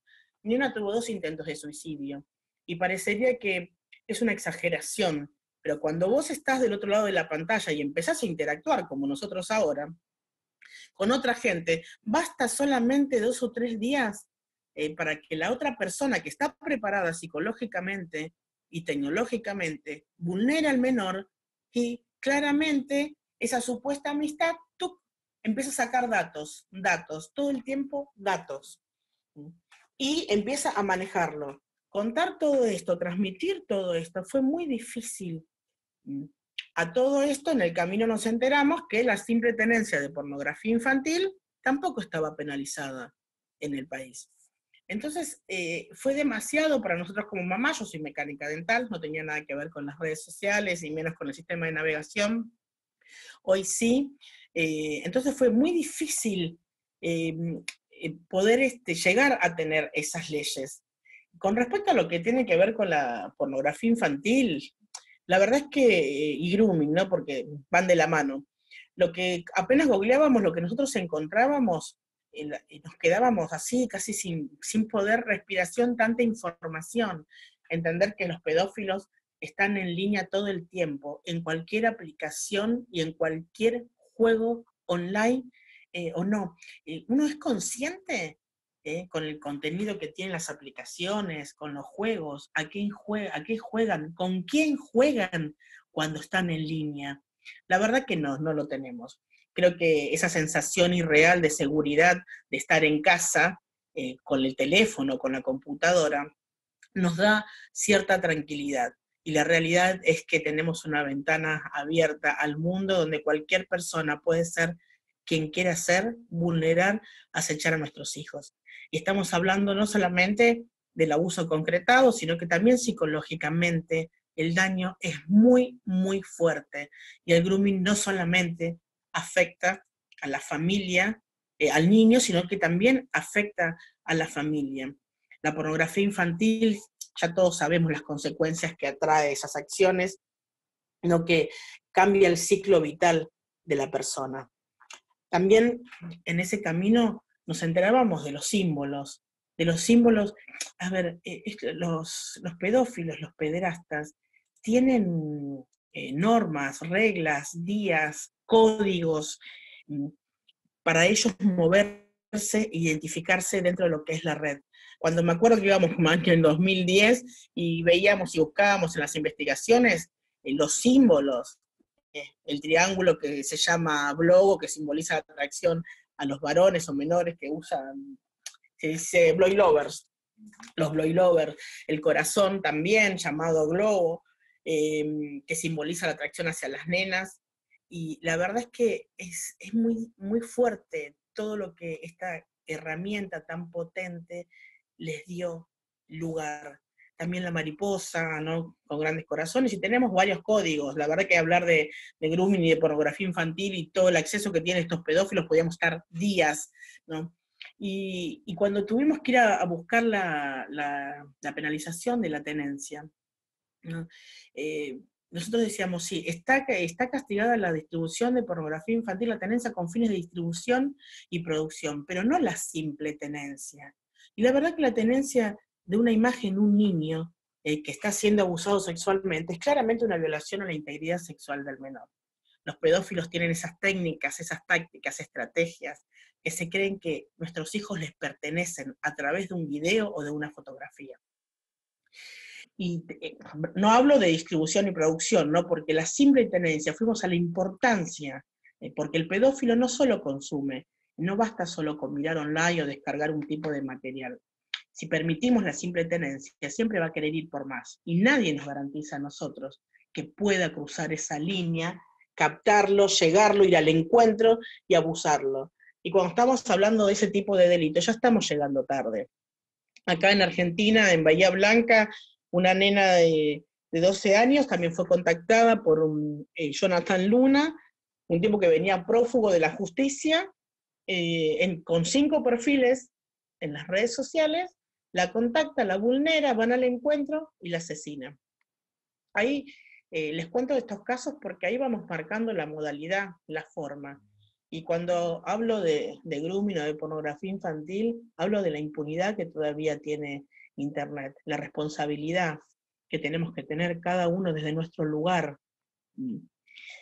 Y bueno, ni hablar que tienen también el Día Internacional del Orgullo Pedófilo, donde, bueno, creo que por ahí en el 1998 en Estados Unidos se creó ese día, donde los pederastas intentan convencer a la sociedad ese día que sus preferencias no son malas, que además de explicar y hacer un caso a querer justificar los motivos que los llevan a querer o mantener relaciones sexuales con nuestros chicos, quieren justificar esas actividades que se realizan el 24 de junio. Están los encuentros con los pedófilos. Es impresionante la cantidad de material que se distribuye por la red, por toda red.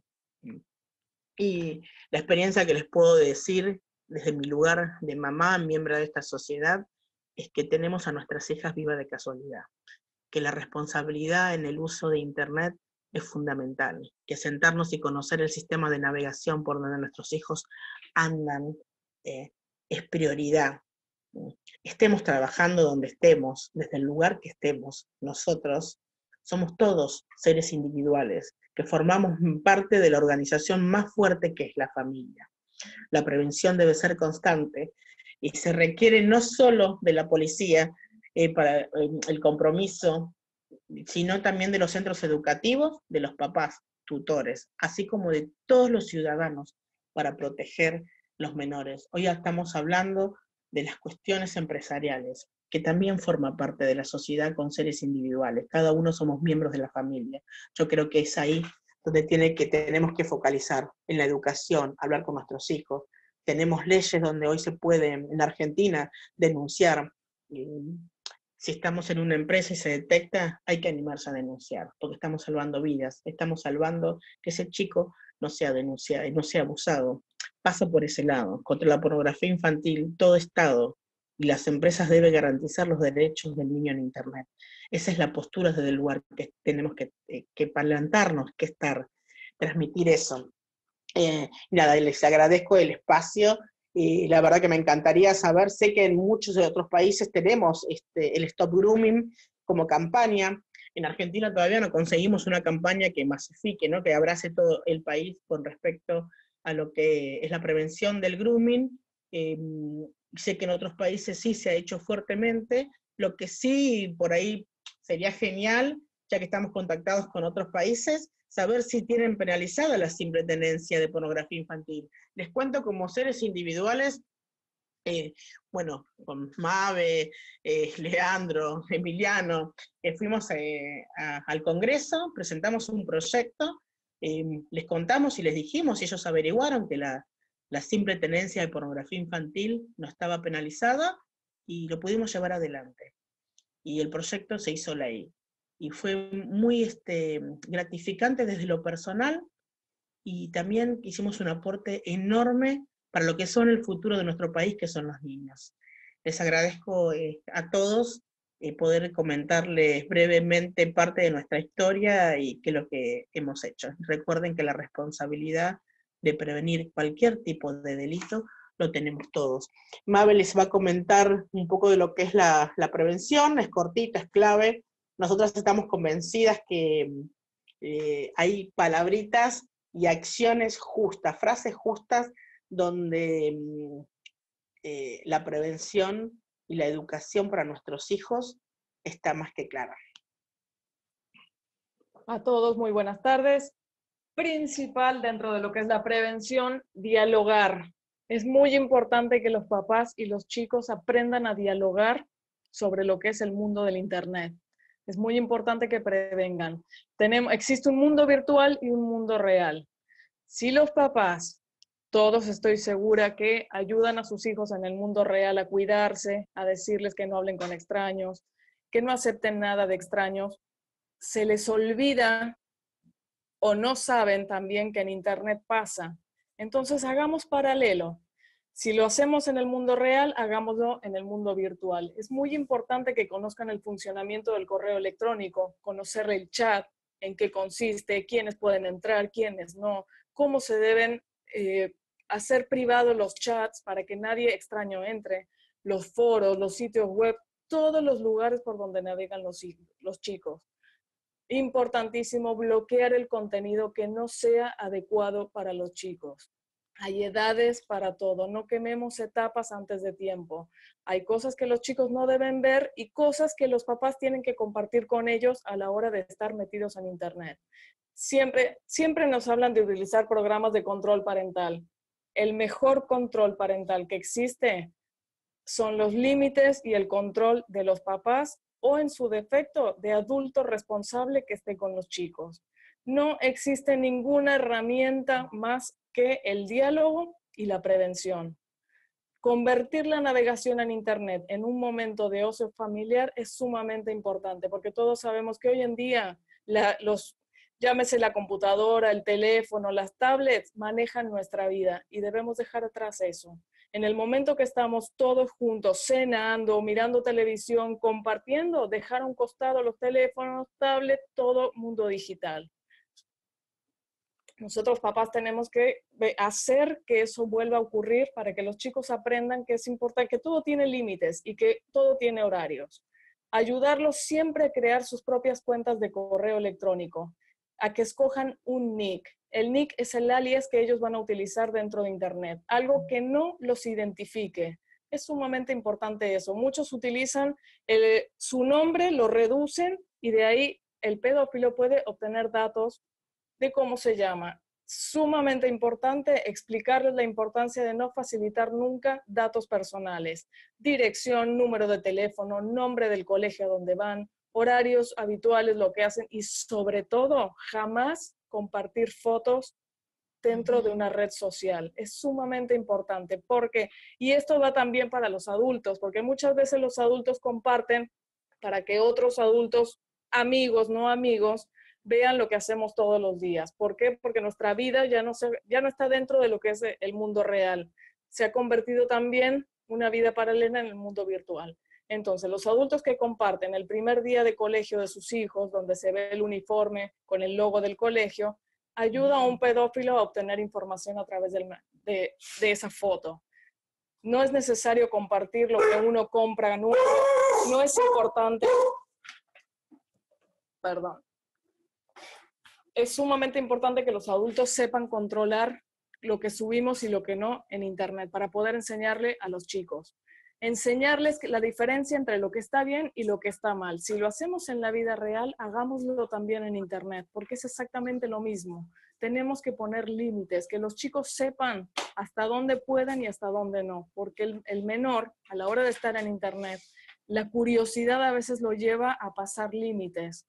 Y si nosotros no estamos alertas poniendo un límite en ese momento, se lo estamos entregando en bandeja de plata al pedófilo. Es sumamente importante.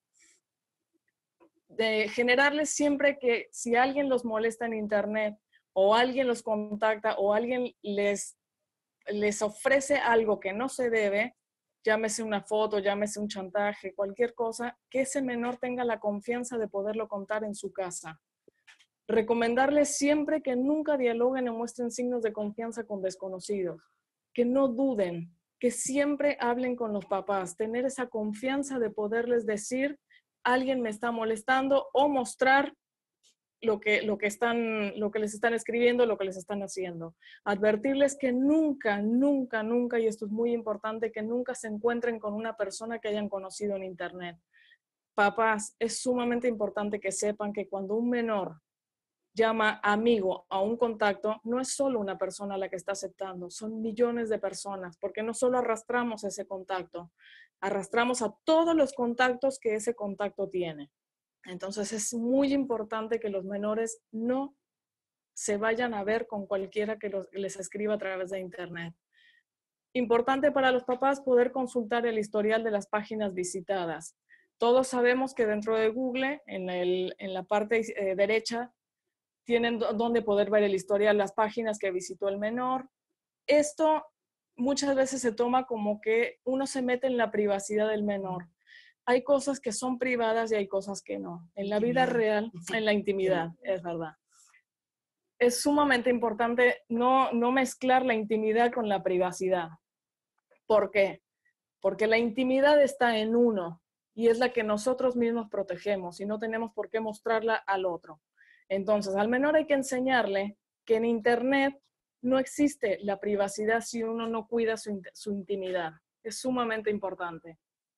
Sí, ¿no? Estamos hablando de intimidad en una red social donde tenés cientos y miles de contactos que pueden entrar, mirar tu muro. Entonces, mamá y papá tenemos la responsabilidad y la obligación de poder chequear con quién hablan nuestros hijos. Exactamente. Y ya para terminar, muy importante, muchas veces nos preguntan como organización, ¿cómo los papás se pueden dar cuenta que el menor está siendo acosado en una red social?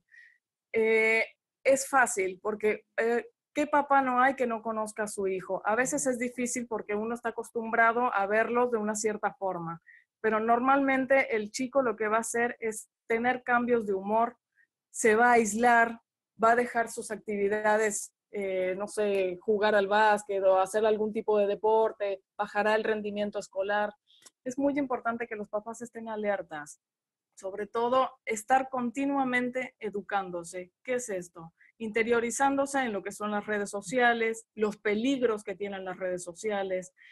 Siempre estar en contacto con el menor, hablando, dialogando. Sumamente importante que dialoguen con los chicos, que no pierdan la capacidad de poder transmitirle al menor lo que está bien y lo que está mal, y permitirle al menor que cuente y que tenga esa confianza, nunca perder la confianza con el menor.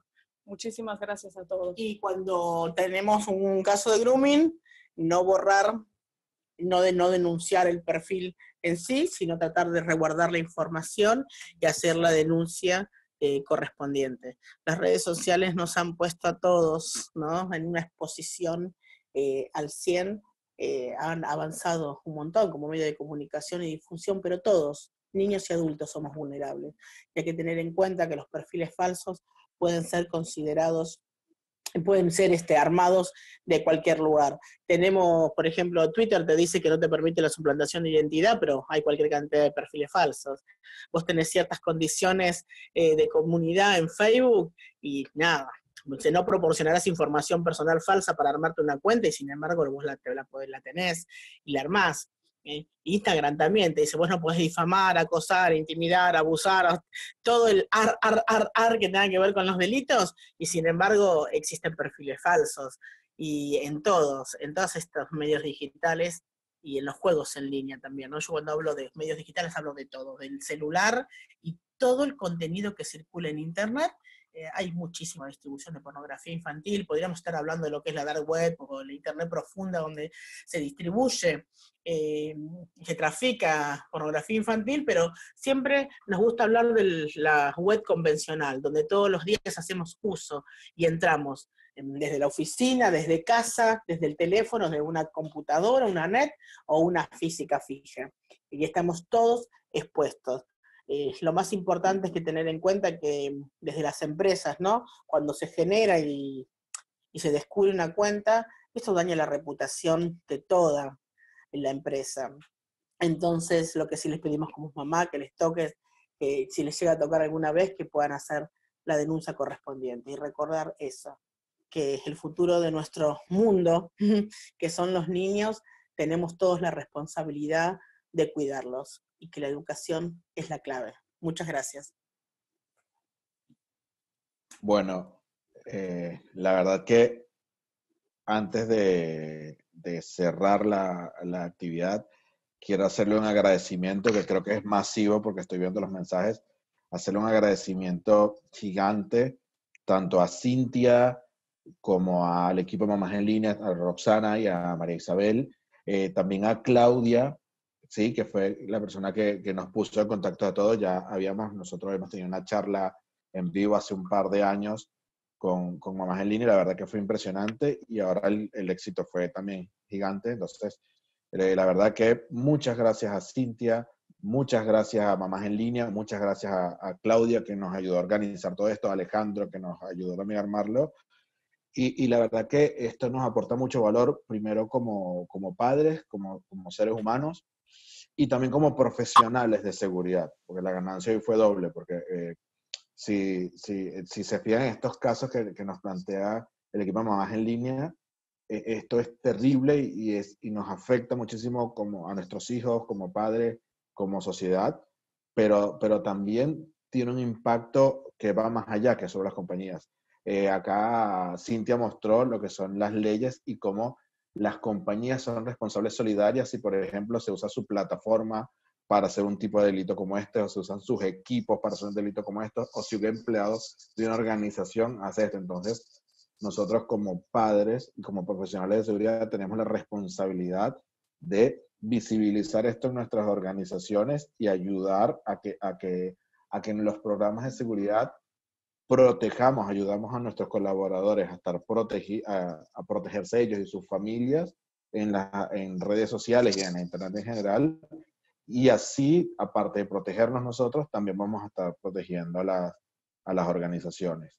Entonces, la verdad que el abrazo y el agradecimiento gigante a Cintia, a Mamás en Línea y a Claudia. Ya bueno, creo que va a comentar algo Cintia, ya antes de... No, solamente agradecer la oportunidad de poder haber participado y de ver también estos dos aspectos, ¿no? Como algo que se planteó del mundo laboral, toda la parte de los que son delitos contra menores pueden también incidir en la empresa y tenerlo en cuenta como a nivel empresarial, ¿no? Que sean solidarios cuando hay este tipo de delitos que en general muchas veces se tiende a ocultarlo, ¿no? Y no pensar que al no avisar hay un menor que puede estar siendo vulnerado. Entonces, bueno, creo que eso es un poco el mensaje. Y entender que en esta situación donde estamos todos en todo el nuevo esquema, es como que todo esto se potencia, ¿no? Tanto a nivel de familia, pero también hay una gran vinculación de parte de las empresas cuando se usan sus propios dispositivos para cometer todo tipo de delitos, y bueno, nada, entonces un poco resaltar que ya el alcance es mayor, ya lo era, y que hoy en día lo tenemos que empezar a pensar desde otra perspectiva, ¿no? Es un poco, creo que es el mensaje que se quiere dar con la charla, ¿no? Sí. Todos los aspectos. Totalmente. Creo que el objetivo se logró y bueno, de nuevo, reitero el agradecimiento a las ponentes y a todos los participantes por la atención y por todo esto. Ya para cerrar, bueno, como conclusión podemos decir que el contexto actual demuestra que los riesgos de seguridad están distribuidos en todos los ámbitos de la sociedad y que en la coyuntura actual, especialmente los riesgos de seguridad de la información. Entonces, fíjense cómo, digamos, como una mala configuración de Internet, personas, nosotros como padres fallemos en no educar a nuestros hijos y no configurar estos sistemas, podemos tener unos problemas gravísimos a nivel personal y a nivel laboral. También que esto es un poco lo que planteó el equipo de Mamás en Línea, que lo que ocurre en un ámbito, lo que ocurre en el ámbito personal, en el ámbito, digamos, de una red social de una persona, afecta a toda la sociedad. Y creo que lo que Mamás en Línea hizo fue algo muy loable, que es lograr y luchar, y me imagino lo fuerte que habrá sido esa lucha para lograr que se apruebe esta ley. Y que yo hace un par de años en una reunión de ASIS estuvieron unos expertos en ciberseguridad que plantearon un caso de grooming, y esto fue un caso que ocurrió antes de que se aprobara la ley. Entonces, estamos hablando de unos expertos de ciberseguridad de la policía, investigadores de la policía, y ellos ¿sí? Ali, imagínate que fue una lucha durante 8 meses y que sabíamos desde el día 0 que empezamos esta lucha que la ley no iba a servir para nuestras hijas. Entonces estamos hablando de un doble compromiso de concientización ciudadana. Claro. De mejorar la sociedad para otros. Claro, y eso es lo importante, que el esfuerzo desinteresado de ustedes. En este caso, ellos nos plantearon que ellos lograron determinar quién era la persona, todo, pero que no se podía hacer más porque no había una ley. Entonces, claro. O sea, todo esto pasó antes de la ley. Entonces, por eso, fíjense el impacto que tiene esto, y por eso que el doble compromiso que tenemos nosotros como padres y como profesionales de la seguridad. Y esto nos lleva al tercer punto, que los programas de conciencia y seguridad deben ser holísticos y flexibles. ¿Por qué? Porque una cosa es el programa de conciencia y seguridad sin pandemia, y otra cosa es ahora en pandemia, que están todos volcados al trabajo remoto. Entonces tiene que tener esa flexibilidad. Creo que ahí aplica el término argentino, que creo que no tiene traducción a ningún idioma, que es la cintura, que es cómo te adaptas a los matices de esta nueva normalidad, ¿no? Y que el objetivo es ayudar a las personas. Otro día armas una y te contamos toda la lucha. Quiero llevarlos al colegio de mis nenes. Le estaba comentando a Cintia. Y bueno, es esto, que tenemos que ayudar a las personas a que sean conscientes, y creo que por eso es muy importante que existan organizaciones como ustedes que nos ayuden a salirnos del enfoque corporativo y ver el enfoque humano y llevarlo de nuevo a la parte corporativa, ¿no? Es que es muy importante contarlo desde el lugar cuando lo vivís. Nosotros siempre lo contamos del lugar desde el delito, porque tuvimos que meternos en la red, investigar cuando no había ni siquiera, en el 2003 en Argentina también nace la Fiscalía de Delitos Informáticos. Nosotros no teníamos nada del 2009. Entonces la lucha de concientización fue para toda la conformación de la sociedad. Muchas veces no lo contamos porque somos un poco tímidas, pero la realidad fue esa. Se ha generado un movimiento en la sociedad donde un despertar. Hoy Argentina tiene varias campañas y varias organizaciones que están trabajando con respecto al tema, pero nosotros nos sabe a poco. Todavía estamos necesitando una campaña real, concreta, de que se llegue a todos los dispositivos y a todos los hogares, porque hay más, como me tocó a mí vivir, que no desconocía Internet, y por más que me digas, apretá acá, claro. Cuando salió el touch, se me iban los contactos para arriba y para abajo, y aprendí a dominarlo. Y hoy en día hay un montón de padres que les pasa lo mismo. Entonces, por eso, estos espacios donde podemos contar desde el lugar bien de mamá lo que tuvimos que aprender son geniales. Totalmente agradecida.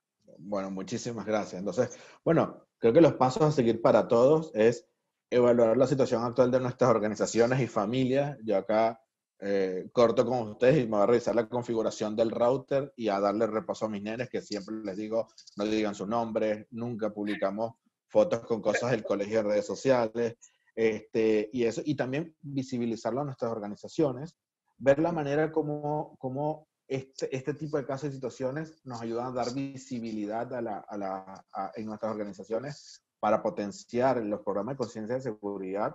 A mí en un trabajo me tocó hacer lo que se llama el perfil de riesgos en líneas de los directivos, y detectamos cosas. Había unos que estaban muy bien protegidos, pero había otros que tenían su vida expuesta en una red social o había otros que están muy bien protegidos, pero la señora tenía la vida expuesta y esto se estaba haciendo para riesgos de seguridad personal de ellos, de que lo fuesen a secuestrar o le pasase algo, y estaba, en el caso de uno, estaba toda su información, toda. Entonces, bueno, el llamado es eso, a ver cómo le damos visibilidad a esto. Y ya para cerrar, esto que estamos haciendo, seguir aprendiendo, continuar actualizándonos. No le quise poner un punto final, porque creo que como seres humanos y como profesionales de seguridad, nunca debemos parar de aprender. Entonces, por eso, creo que el llamado es a continuar actualizándonos. Y bueno, de nuevo, agradecer de nuevo a los ponentes, agradecer de nuevo a CIS, a la región 8C y al capítulo 215 por darnos esta oportunidad. Y bueno, agradecerle a todos los miembros que nos dieron su tiempo y a todas las personas que no son miembros, que estén interesados, que también pueden participar en actividades de ASIS, en los webinars y tomar contactos con nosotros, porque la idea de esto es ayudar a hacer una mejor industria de la seguridad. Entonces, bueno, muchas gracias a todos. Ali, hay una frase muy importante que Sim puso en la presentación, que dice: hay niños que no solo tienen sed de agua o hambre de pan, su mayor pobreza es la ausencia de nuestra mirada y de nuestra escucha, pero principalmente de nuestras acciones. Y viene a lo que bien decías ahora, nunca hay que dejar de educarnos, porque la educación nos da la prevención. Claro. Exactamente. Sí. Y también aclarar una cosa que no se llegó al ámbito, esa es una buena reflexión, pero también pensar que algo que no llegamos a dar es todo, ¿qué pasa cuando estos delitos suceden en el ámbito de la casa y de las empresas? ¿Cómo son todas las investigaciones? ¿Cómo se trata la evidencia para poder que hoy, ya que es un delito, ¿sí?, se pueda llevar a la justicia este delito y todos los que fuimos hablando, que sería algo que también es muy interesante para tratar, que no se ve en el ámbito, pero es algo que tienen que tener en cuenta, ¿no? Un poco lo que hablábamos antes, desde la casa sí, no borrar, no reenviar, pero ¿qué hacemos también en la empresa si nos encontramos con este otro tipo de delitos, como para poder de alguna forma llevar a un proceso judicial y no afectar? Porque muchas veces sucede que me han llamado y ya la evidencia digital o la borraron, o ya la modificaron, ya la accedieron, y para algo hay un montón de procedimientos, porque tanto a la empresa también le interesa saber quién es el que cometió el delito,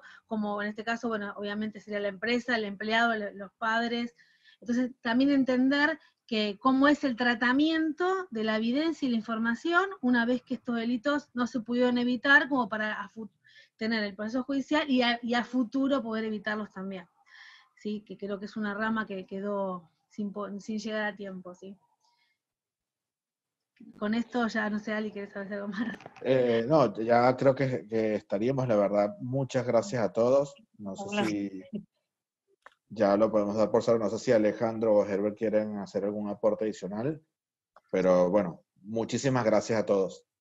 Gracias a ustedes por convocarnos. Gracias, Ali, por tu moderación. Gracias, Cintia, Isabel, Claudia, Ana. Realmente es un panel de primera. El compartir experiencias propias de personas enriquece mucho. Tenemos más de 100 preguntas. Yo creo que vamos a tener para otra oportunidad. Realmente los que hemos estado presentes nos llevamos algo muy importante y algo que nos hemos descuidado, nuestros hijos.